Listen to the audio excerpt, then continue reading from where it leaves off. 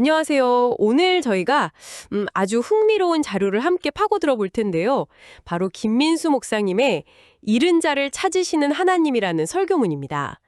누가복음 15장 말씀인데 우리에게 아주 익숙한 잃어버린 양, 또 잃어버린 드라크마 비유를 다루고 있죠. 네네. 그 비유들이죠. 네, 이 비유들 자체는 많이 들어보셨을 겁니다.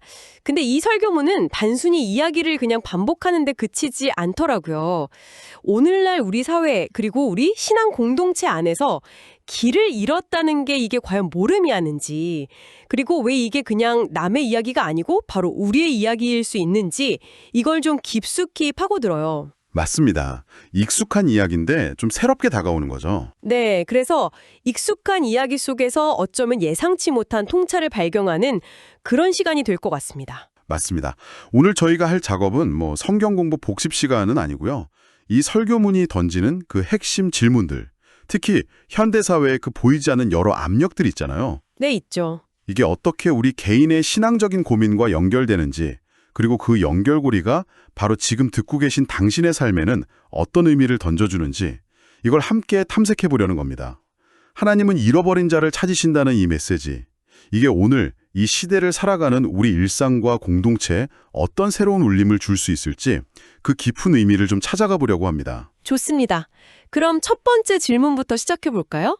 설교에서는 잃어버린 자가 단순히 교회 밖에 있는 비신자만을 의미하는 게 아니다, 이렇게 강하게 이야기합니다. 교회 안에도 잃은 자가 있다는 건데 이게 구체적으로 어떤 의미일까요? 네, 바로 그 지점이 이 설교의 아주 중요한 출발점입니다. 그러니까 잃어버림의 범위를 훨씬 넓게 보고 있는 거죠.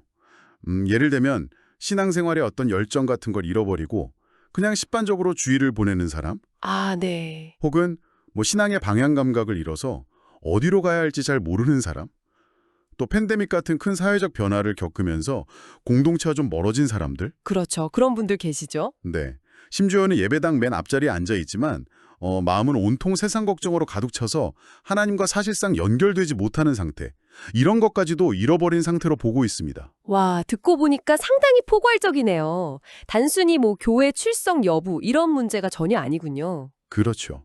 신앙의 본질, 하나님과의 실제적인 관계, 거기서 멀어진 모든 상태를 의미하는 것 같습니다. 네. 그리고 여기서 한 걸음 더 나아가서 설교는 이게 단순히 개인의 어떤 게으름이나 신앙심 부족 이런 문제만은 아니라고 진단해요. 우리가 발딛고 사는 이 현대사회의 구조 자체가 어쩌면 우리를 끊임없이 길 잃게 만든다는 그런 날카로운 지적을 합니다. 사회 구조적인 문제까지요? 네, 프랑스 사상가 기드보르가 이미 한 50여 년 전에 간파했던 스펙타클 사회 개념을 인용하는데요. 핵심 통찰은 이거예요. 현대사회는 실제보다는 이미지를 더 중시하고 내면의 깊이보다는 그냥 외면의 화려함, 진실된 내용보다는 그럴듯한 포장, 이런 걸 더 중요하게 여기는 경향이 있다는 거죠. 아, 보여지는 것이 중요해진 사회라는 말씀이시군요. 뭔가 그럴듯해 보이는 것. 근데 그게 신앙과는 또 어떻게 연결될까요? 그래서 설교는 교회가 이런 사회적 흐름에 무의식적으로 편승할 위험이 있다고 경고합니다. 더 크게 짓고 더 화려하게 꾸미고 더 많은 사람이 모이는 그런 외형적인 성공에 너무 치중하다 보면 정작 중요한 신앙의 본질, 예를 들어 하나님과의 깊은 관계라든지 공동체 안에서의 어떤 진실한 교제 같은 것을 놓치게 될 수 있다는 거죠. 아, 본질을 잃어버릴 수 있다. 네, 마치 내용물은 사라지고 화려한 포장지만 남는 것처럼요. 이게 바로 교회 안에서 나타날 수 있는 잃어버림의 한 형태라는 겁니다. 흥미로운 연결입니다. 사회 전체의 흐름이 개인의 신앙에까지 영향을 미친다는 거군요. 혹시 또 다른 사회적 요인도 언급되나요? 네, 제국 철학자 한병철 씨의 피로사회 개념도 등장합니다. 이 개념의 핵심은 현대인이 넌 할 수 있어, 이런 긍정의 구호 아래서 끊임없이 더 나은 성과를 내야 한다는 압박 속에 있다는 거예요. 그래서 스스로를 계속 채찍질하면서 결국 소진된다는 거죠. 아, 번아웃이군요. 그렇죠.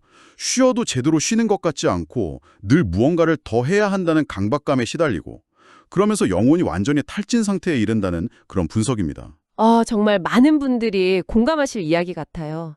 번아웃이 거의 일상이 된 시대니까요. 이게 그럼 신앙에는 어떤 영향을 줄까요? 설교는 이런 만성적인 피로 상태가 우리의 신앙을 삶의 중심부에서 주변부로 이렇게 슬그머니 밀어낸다고 지적합니다. 너무 지치니까요. 신앙생활이 그저 여러 가지 삶의 활동 중 그냥 하나, 심지어는 에너지를 더 소모시키는 좀 부담스러운 활동으로 전락할 수 있다는 거죠. 아, 우선순위에서 밀려나는군요. 네. 교회가 마치 여러 쇼핑몰 중 하나처럼 내 에너지가 좀 허락될 때만 잠시 들르는 곳, 그렇게 될 수 있다는 경고입니다. 이런 사회적 피로감이 우리를 영적으로 길 잃게 만드는 또 다른 중요한 요인이라는 통찰인 거죠. 결국 설교가 말하는 잃어버린 자는 어떤 특별한 소수가 아니라 이런 사회 구조 속에서 우리 모두가 크고 작은 방식으로 길을 잃기 쉬운 존재다. 이런 의미로까지 확장되는군요. 맞습니다. 네. 어쩌면 지금 이 이야기를 듣고 계신 당신도 이거 내 이야기인데 하고 공감하는 부분이 있을지 모르겠습니다. 그럴 수 있죠. 그렇다면 이렇게 길 잃기 쉬운 우리를 향한 하나님의 마음은 어떤 것일까요? 설교는 다시 누가복음 15장의 두 비유, 잃어버린 양과 잃어버린 드라크마 이야기로 돌아갑니다. 이 비유가 선포된 배경부터가 좀 흥미롭지 않습니까? 예수님이 세리와 죄인들과 막 어울리시니까 당시 종교 지도자들이 비난했잖아요. 네, 맞아요. 그 배경이 아주 중요합니다. 비난하는 사람들은 스스로를 의인이라고 생각했고 세리와 죄인들은 잃어버린 자로 딱 규정하면서 선을 그었죠. 예수님은 바로 그들을 향해서 이 비유를 말씀하신 겁니다. 네. 첫 번째, 그 잃어버린 양 비유. 목자가 99마리 양을 들에 두고 잃어버린 딱 한 마리를 찾아서 나선다는 이야기. 이게 경제적 효율성이나 합리성 관점에서 보면 정말 이해하기 어려운 행동이죠. 그렇죠. 보통은 다수를 위해서 소수를 희생시키는 게 합리적이라고 생각하기 쉬운데 말입니다. 설교는 이 지점을 어떻게 설명하나요? 설교는 이것이 바로 해 아래의 계산법. 그러니까 우리가 흔히 따르는 세상의 논리라고 명확히 지적합니다. 이익과 손실을 따지고 효율성을 극대화하려는 그런 방식이죠. 하지만 이것과 딱 대비되는 하나님 아래 계산법을 제시해요. 그 계산법에서는 한 생명의 가치가 99 전체의 가치와 동등하다는 겁니다. 아니 어쩌면 그 이상일 수도 있다는 아주 파격적인 관점이죠. 한 생명의 가치가 전체와 같다? 네, 하나를 잃는 것은 단순히 숫자 2를 잃는 게 아니라 전체가 무너지는 것과 같다는 그런 의미입니다. 와, 상당히 혁명적인 생각인데요. 그럼 두 번째 비유, 그 잃어버린 드라크마 이야기도 같은 맥락이겠군요. 여인이 잃어버린 동전 한 잎을 찾으려고 등불 켜고 온 집안을 쓸면서 찾는 모습이잖아요. 어찌 보면 그 동전 가치보다 찾는 수고가 더 클 수도 있을 텐데요. 맞습니다. 여기서도 경제적 효율성의 논리는 전혀 작동하지 않죠. 오히려 그 하나의 드라크마가 가진 절대적인 가치, 그것이 없이는 전체, 즉 10 드라크마가 완전해질 수 없다는 어떤 절박함 같은 것이 드러납니다. 아, 절박함이군요. 네. 설교는 이 두 비유를 통해서 하나님 나라의 가치체계가 우리의 세상적인 계산법과는 근본적으로 다르다는 점을 아주 강력하게 보여줍니다. 세상이 양적인 성장이나 효율성을 추구할 때 하나님은 그 잃어버린 하나, 소외된 하나, 어쩌면 보잘것없어 보이는 그 하나에게 온 관심을 집중하신다는 거예요. 여기서 독일 신학자 요아킴 예레미야스의 말이 인용되는데 천국에는 아라비아 숫자가 없다는 표현이 굉장히 인상 깊었습니다. 이게 정확히 어떤 의미로 해석될 수 있을까요?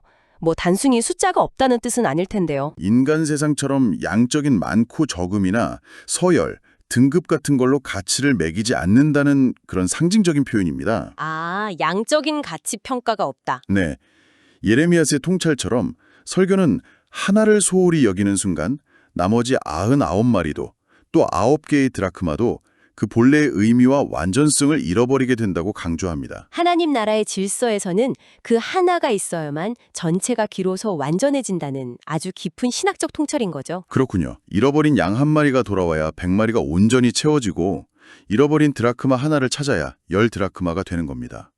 99나 9도 물론 소중하지만 그 하나가 빠진 상태는 불완전하며 하나님은 그 불완전함을 견디지 못하신다는 뜻으로 이해할 수 있습니다. 아, 그렇군요. 단순히 잃어버린 것을 찾는 행위를 넘어서 그 하나가 전체의 완전성을 회복시키는 열쇠라는 의미군요. 하나님의 관심이 왜 그토록 하나에게 집중되는지 조금 더 이해가 됩니다. 네, 바로 그렇습니다. 그래서 두 비유의 결론은 똑같아요. 잃어버린 양을 찾았을 때, 또 잃어버린 드라크마를 찾았을 때 목자와 여인은 이웃과 벗을 불러서 함께 기뻐하잖아요. 네, 잔치를 벌이죠. 네, 그리고 예수님은 말씀하시죠. 이와 같이 죄인 한 사람이 회개하면 하늘에서는 큰 기쁨이 있다고요. 하나님의 관심은 늘 그 길 잃은 하나에게 있고 그 하나를 되찾는 것이 하늘 전체의 기쁨이라는 것입니다. 여기서 설교는 우리에게 아주 중요한 질문을 던집니다. 우리의 삶 속에서 또 우리 공동체 안에서 우리는 개개인의 고유한 가치보다는 혹시 통계나 숫자, 효율성 같은 그런 해 아래 계산법에 더 익숙해져 있지는 않은가 하고 말이죠. 정말 중요한 질문입니다. 자, 그렇다면 이 보편적인 메시지를 설교는 어떻게 구체적인 현실에 적용하고 있을까요? 설교의 배경이 된 한남교회 창립 70주년 상황과 연결되는 부분이 또 흥미로웠습니다. 네, 설교는 이 강력한 메시지를 그냥 공중에 띄워놓지 않고 한남교회라는 아주 구체적인 공동체가 직면한 현실 속으로 가지고 들어옵니다. 교인 고령화가 심화되고 있고 코로나 팬데믹 이후에 한 30여 명 정도 교인이 감소했고 다음 세대 교육 부서는 좀 침체되어 있고 또 치열한 사회 경쟁 속에서 청년들은 지쳐가고 이런 어려움들 어찌 보면 오늘날 많은 한국 교회가 비슷하게 겪고 있는 아픔이자 현실적인 도전들을 아주 솔직하게 언급합니다. 그런데 그런 어려움 속에서 현상 유지를 긍정적으로 해석하는 시각이 좀 독특하게 느껴졌습니다. 보통 현상 유지라고 하면 좀 정체되어 있다는 부정적인 뉘앙스로 쓰이지 않나요? 맞습니다. 일반적으로는 그렇죠. 근데 설교자는 여기서 발상의 전환을 보여줍니다.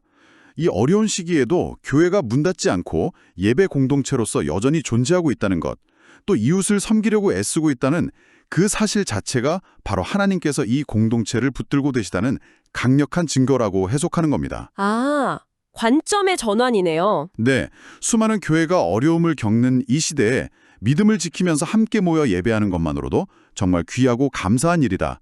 이것이 현상 유지를 넘어서는 하나님의 은혜라는 거죠. 그래서 공동체 구성원들에게 현실적인 어려움 속에서도 좌절하지 말고 오히려 자부심을 가지라고 격려하는 그런 대목입니다. 와, 어려운 상황을 바라보는 관점을 바꾸는 것만으로도 정말 큰 힘이 될 수 있겠네요. 그렇다면 이 모든 성찰을 바탕으로 설교는 우리에게 구체적으로 무엇을 요청하고 있나요? 3가지 적용점이 제시되었죠? 네, 그렇습니다. 첫 번째 적용점은 바로 우리 자신도 언제든 잃은 자가 될 수 있음을 좀 겸허하게 인정하라는 것입니다.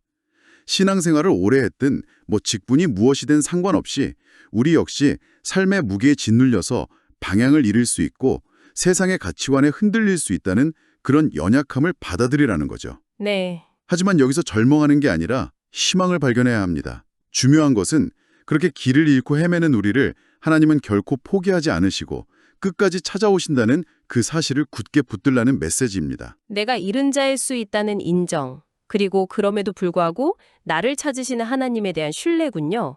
2번째 적용점은 무엇이었나요? 두 번째는 이제 교회가 좀 수동적인 자세에서 벗어나서 잃은 자를 찾는 사명을 보다 적극적으로 감당해야 한다는 그런 도전입니다. 단순히 현재 교인 수를 유지하거나 관리하는 차원을 넘어서서 잃어버린 한 영혼을 향한 하나님의 그 애타는 마음에 우리도 동참해야 한다는 것이죠. 네, 동참. 구체적으로는 여러 이유로 교회를 떠나간 이들을 그냥 잊어버리는 것이 아니라 그들을 기억하고 그들의 회복을 위해서 기도하는 것. 또 삶의 무게에 지친 청년들이나 신앙의 침체를 겪는 이들을 그냥 외면하지 않고 따뜻한 관심으로 붙들어주는 것. 그리고 형식적인 신앙에 머물러 있는 이들이 다시금 하나님과의 살아있는 관계를 회복하도록 돕는 것. 이런 것들을 제시합니다. 특히 지금 당장 함께 예배드리지 못하는 이들을 위해 기도하는 그 행위 자체가 잃은 양을 찾아 나서는 목자의 구체적인 발걸음이 될 수 있다는 그 표현이 마음에 와닿았습니다. 눈에 보이는 행동만이 전부가 아니라는 거군요. 바로 그 점입니다. 기도가 단순히 어떤 마음의 위안을 넘어서 영적인 실제 안에서 잃어버린 영혼을 향해 다가가는 아주 능동적인 행위가 될 수 있다는 깊은 의미를 담고 있죠. 더 큰 그림에서 보면 이건 교회의 역할이 단순히 내부 구성원을 관리하고 유지하는 소극적인 목장 관리에서 벗어나야 한다는 거예요. 아, 공동체의 경계를 넘어서 상실된 이들을 향해 적극적으로 나아가고 탐색하며 회복시키는 잃은 양 찾기로 전환되어야 함을 아주 강력하게 시사합니다. 마지막 3번째 적용점은 되찾음의 기쁨에 동참하라는 것이었죠? 네, 맞습니다. 잃어버린 아들, 또 잃어버린 동전을 되찾았을 때 온 동네가 함께 기뻐했던 것처럼 교회 공동체가 바로 그 하늘의 기쁨을 함께 누리고 표현하는 중심지가 되어야 한다는 것입니다. 기쁨의 중심지요. 네, 구체적으로는 새 신자가 공동체에 찾아왔을 때 그들을 그냥 등록 교인 숫자 플러스 1 이렇게 보는 것이 아니라 하나님께서 그토록 애타게 찾으시던 바로 그 한 영혼으로 여기고 진심으로 환대하며 기뻐하는 것. 그렇죠. 그리고 그들이 공동체에 잘 뿌리내리고 신앙 안에서 성장할 수 있도록 온 교회가 함께 돕는 것. 이것이 바로 하늘의 기쁨에 동참하는 실천이라는 거죠. 그리고 70주년을 맞은 교회가 과거의 영광에만 머무르지 않고 앞으로 다가올 30년을 준비하면서 새로운 세대와 새 신자들이 교회의 미래, 즉 교회의 중심으로 자리 잡을 수 있도록 길을 열어주고 또 투자하는 노력이 필요하다는 강조도 있었습니다. 이것 역시 미래의 잃어버린 당을 미리 준비하며 찾는 일과 연결된다는 거군요. 정확합니다. 현재의 잃은 자를 찾는 것만큼이나 중요한 것이 미래의 세대가 길을 잃지 않도록 건강한 토양을 미리 마련하고 환대의 공간을 준비하는 것이죠. 이는 비단 한남교회뿐 아니라 지금 듣고 계신 당신이 속한 공동체에서도 함께 고민하고 실천해야 할 매우 중요한 과제일 것입니다. 네, 그렇겠네요. 공동체의 지속 가능성은 결국 새로운 구성원들을 어떻게 맞이하고 또 어떻게 그들을 미래의 주역으로 세워나가느냐에 달려있다고 해도 과언이 아니니까요. 오늘 우리는 김민수 목사님의 설교문을 통해서 잃은 자를 찾으시는 하나님이라는 어쩌면 익숙하지만 결코 가볍지 않은 주제를 깊이 있게 다루어 보았습니다. 핵심 메시지는 분명했습니다. 하나님께서는 99보다 9드라크마보다 그 잃어버린 하나에 더 마음을 쓰시며 결코 포기하지 않으시고 마침내 되찾으셨을 때 온 하늘과 함께 기뻐하신다는 것. 그리고 이 메시지는 단순히 하나님의 성품을 묘사하는 데 그치지 않고 우리 각자에게 그리고 우리가 속한 공동체에게 아주 중요한 성찰과 도전을 안겨줍니다. 나 자신도 언제든 길을 잃을 수 있는 연약한 존재임을 인정하는 동시에 내 주변의 또 다른 잃은 자들을 향한 하나님의 시선과 마음에 동참하라는 강력한 초대인 셈이죠. 네, 이를 위해 공동체는 그냥 현상 유지에 안주하는 것이 아니라 더욱 적극적으로 잃어버린 이들을 찾아 나서고 돌아오는 이들을 진심으로 환대하며 그 회복의 기쁨을 함께 나누는 그런 역동적인 생명체가 되어야 한다는 것입니다. 설교에서는 지금 함께 예배하지 못하는 이들을 위해 기도하는 것이 잃은 양을 찾는 소중한 첫걸음이 될 수 있다고 했습니다. 여기서 한 걸음 더 나아가서 이런 질문을 던져보면서 마무리하고 싶습니다. 당신의 일상 속에서 그리고 당신이 속한 공동체 안에서 직접적인 말로 복음을 전하거나 누군가를 설득하는 그런 방식 외에 오늘날 우리 시대의 다양한 모습으로 길을 잃은 이들을 발견하고 그들에게 다가갈 수 있는 구체적이고 좀 창의적인 방법들은 또 무엇이 있을까요?